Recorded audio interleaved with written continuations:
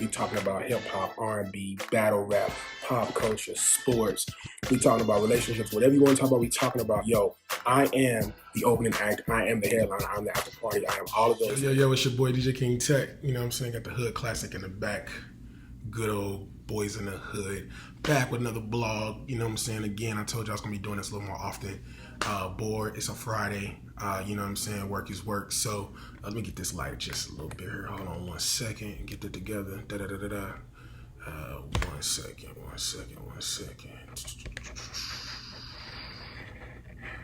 Yeah, it's not working. There we go. Put that up there a little bit. Bang. You know what I'm saying? See, okay, we good. Everything. Okay, everything healthy. Let's go. So, yesterday, my blog, you know what I'm saying? We talked about friends, you know, how many of us have them. You really got friends. You know, I gave y'all a little situation that I've seen. I've dealt with stuff that I've seen my peoples go through. So, you know, just want to throw that out there. I'll put that out there. So, check that blog out if you haven't already. I think it's pretty good. It's only 12 minutes long. You know what I'm saying? So, we could talk about that. But, like, we get a little more lighthearted today. We'll get back to the personal stuff probably another day, maybe later on tonight or tomorrow. But let's talk about what's going on in the world of entertainment to a certain extent, right? So last week we had the monstrosity that was the Keke Palmer situation, right? Was that last week? Yeah, last week, where they talked about Keke Palmer and her boyfriend, and then Jonah Hill girl came out and tried to throw him under the bus. Mind you, this is his girlfriend from a while ago, because he clearly has another girl who he just had a baby with. So, you know what I'm saying? She coming out, they doing anything for clout. And, you know, boundaries and what she could and couldn't do. We can talk. I want to touch on those two topics for a minute, right? So, first and foremost, I think the manosphere, the red pill, the Kevin Samuels disciples, you know what I'm saying? They have an interesting way of looking at things. I think those gentlemen have been jaded by dating and by women to a certain extent. I don't necessarily agree with all their opinions, although they make some good points. And then you have the other side who just completely panders to the women. So, you know, they believe in a level of pandering that doesn't seem healthy, right? I think any relationship should be, you know, I've heard the argument, it's never 50-50. It should be 100-100, okay? I think the gist of that saying is that it should be equal footing, right? You know, if y'all both got both feet in, everything should be healthy, right? Everything should work. So, you know, I think we need to look at those things, you know, as we dive into these subjects for a second. So, had a conversation with a friend of mine about Keke Palmer. I'm gonna put this on online. I find black women, especially online, to be infuriating creatures. I won't say black women, because, you know, black Twitter and my Instagram followers and my friends are mostly black. So, not to say that this doesn't permeate throughout all cultures, but black women tend to be the loudest with these conversations. So, Keke Palmer goes out and, you know, video surfaces of her draped around Usher, dress, looks like basically she had on like a full body swimsuit, like thong swimsuit, with a cover up. That's basically what the dress was, right? It was a full body swimsuit, right? That was a thong bottom, with a cover up. So, you know, the video comes out, she's draped all over Usher, you know, she's got the Instagram stories where she's lamenting about his abs and so on and so forth, and she's wilding. And then her boyfriend, her baby daddy, comes out and has his tweets about, you know, you're a mother and you shouldn't wear this and it's the dress and da-da-da. Okay, let's break this down. Let's just dissect this. So, had this conversation with a friend of mine, and we differed on some of it. She ended up being like, she didn't really care. I was really just trying to get her opinion about the situation, right? Just because, you know, it looked like something that she would actually wear. So I'm curious, you know, what she thought about it.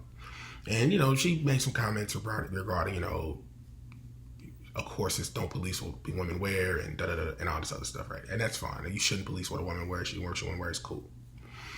And then, of course, everybody brought up the fact that he had taken a picture recently, like sitting on the bed and no shirt on and his drawers. He did, for what it's worth, have his junk covered. Like, he had his arms in a way you couldn't see his, you know, his junk, you know, paws. So he did do that. But, you know, he did take a picture like that, cool. My argument, though, and what I said on Instagram is free game for ladies. Men are simple creatures. One of the things we want in a relationship is just to be respected. When you go out and you look like that, even though he is proud of your body, he is showing off your body, whether you were pregnant or whether you had, once you snap back, you know what I'm saying, videos of you out there twerking and he videotaping. Cool. That's cool when you're with that person.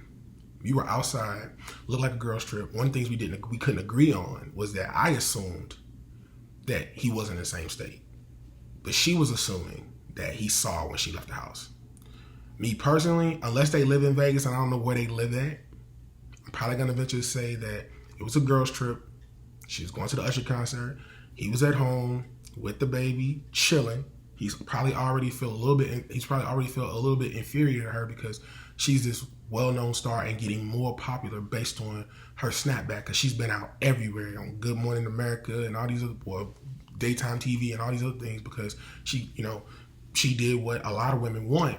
She had a certain frame before she got pregnant. She got pregnant and then her frame filled out. So she kind of like, the baby morphed her body into this sex symbol type body. Keke Palmer was never a sex symbol. Keke Palmer was labeled cute at best. And now she's, got this body, she got the breast, she's at the ass, everything healthy. So, but ladies, simply, dudes just want to be respected. Like, we want to be respected. It's a very simple concept. It's not about controlling, it's about just being respected. So if you look at what transpired after that, Usher goes and sings to Sweetie. Sweetie keeps her distance. She smiles, keeps her distance. She's dating YG. Hell, Winnie Harlow went and jumped on Kyle Kuzma, the guy she's dating's lap. And I don't think Usher's bad. I think the comedian Ryan Davis, salute to him. He did a great breakdown of how Usher did these things. And he was cool. Like, he didn't do anything over the top. It was really more so her actions. But my thing was, ladies, these dudes are simple creatures. Respect. So put it like this.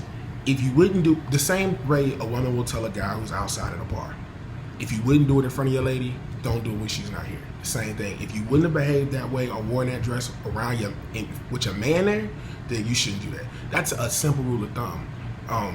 But you can't police what she wears, but you can hope that she would act as if the girls that she's with are like you, or her husband or her boyfriend or her baby daddy. And now they're going back and forth and she released a diss song or some whack. She doing too much at this point. It's doing a lot. But yeah, man, I just think that was, but again, he was wrong. He was definitely wrong for tweeting what he tweeted. That's a conversation at home. You got to go on there. You got to go online and thug it out. And hey, my baby look good. When she get home, had that whole, let me holler at you for a second. Had that whole conversation internal. He fucked up and lost all his leverage by going online being emotional. Again, when you act off emotion, it never goes well. I mean, I've acted off emotion, and I can tell you this from a 100%. It's never going well for me. You have to sit back. Herman Edwards used to say on ESPN, don't press send. Sometimes you got to look at that tweet, put that bitch in the drafts. Like, I ain't going to put this out right now. Put it out 4 weeks later, a month later when it's died down or whatever. It's do the same thing at work. You get an email from work from somebody that's at your level or maybe a little high. You want to respond a certain way. You type that mug up and you sit for a minute. If you hot, you sit. Revisit. Then you tweak some things, you revisit, then you send it out. It's better to reply in a positive manner than to reply hastily in a negative manner and things can get misconstrued. So that's that. And then you had Jonah Hill's chick. She comes out and she lists out what quote unquote his boundaries were. And, she shouldn't go surfing and bikini pictures and she can't really have platonic relationships with surfer dudes. Now, he was wrong in the sense of I definitely think he is insecure. As somebody who suffered from insecurities because of my weight gain and then my weight loss, I still haven't gotten through that mindset to a certain extent. If you look at my old videos, I have a few out there. I'm much bigger. I'm a lot smaller now. I'm 150 some odd pounds down, still working all my life. I'm comfortably in my, 260, 270 range. At one point I was 400 pounds. So, I'm definitely, moving in the right direction. So I get the insecurities because as a man, it's hard to change that. When you're used to being a certain way and now you're another way, you kind of lose some things. Also too, it could be the person you're with. When you're a certain weight, you don't think you can ascertain or obtain these women, and when you finally get one, even if you slim down, guess what happens? You still have a certain level of insecurity. So you gotta be better with that. So Jonah Hill's boundaries was definitely over the top. He met a girl, she had a bathing suit on, she bikini model, this and this. You gotta have trust. I believe any successful relationship is trust, communication, compromise. Trust. If you trust your partner, you guys can openly and actively communicate with each other without being a fight, and you can compromise with certain things. I think any relationship will be healthy. Those are my 3 things: TCC, trust, communication, and compromise. If you can do that, any relationship will work. Those are the 3 basic pillars to any successful relationship, in my opinion. I gotta be able to trust you. You gotta be able to trust me. We gotta be able to communicate. We gotta be able to have those conversations that are uncomfortable. You got to get comfortable having uncomfortable conversations. It is necessary for any healthy relationship. If you have to constantly bite your tongue with your partner, that is not the partner you need to be with. If that person rejects what you say and not listen. Also, I think too, to add on to that, the communication part, there has to be a level of empathy. You have to put yourself in that person's position. Why do they feel that way? Why do they think that way? So on and so forth. This, and this. Like, I think that's important. When you mess up or something, or you have those situations, that person has to put themselves in your mental state. Okay, why did this occur? Men and women. So trust, communication, and compromise. So I definitely think Jonah Hill's boundaries was his boundary list was kind of crazy, considering when he met old girl, how he met old girl, or whatnot. So I think those things to me are important to establish with everything. But relationships are hard. Relationships are hard, but I think that Kevin Samuels' manosphere era space is needed, because I think there are a lot of dudes out there who consistently get used by women or don't understand the game.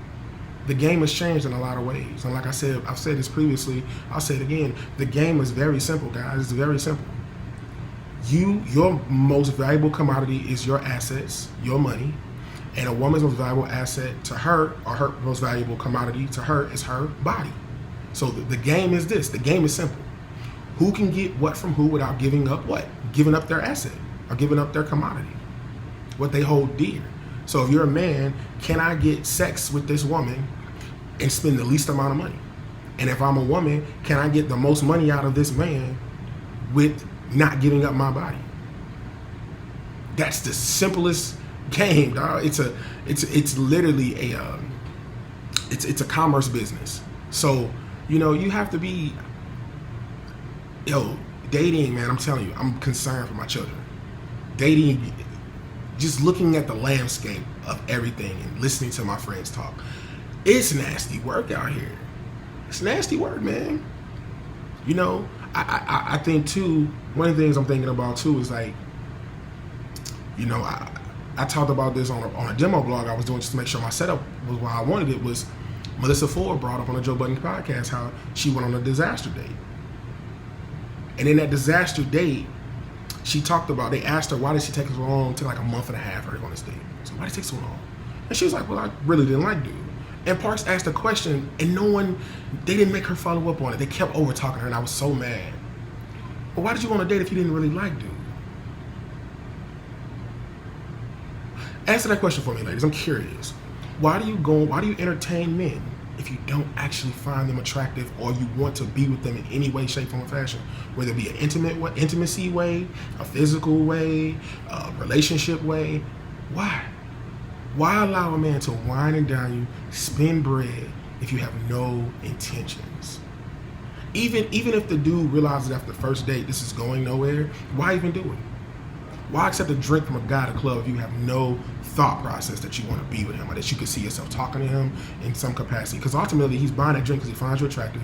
There's something about you that he likes. He wants to get to know you. Whether he wants to see you or not, that's just neither here nor there.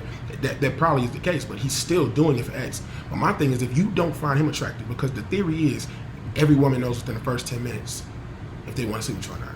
So the question then becomes, why entertain a man if you're not interested in being with him? And relationship 101, man, just something to talk about. I was just thinking, I'm sitting here, it's a Friday. I finished up work a little early. I just left the gym. I'm chilling, want to get in front of the camera and talk a little bit. And I'm curious, answer that question, why entertain a man if you don't really want to be with him? Hey, it's your boy DJ King Tech. I'm going to be dropping these every 15 minutes, 15-minute blogs here and there all the time, just getting these bars off. Yo, man, salute. I'm telling you, it's up now. It's up.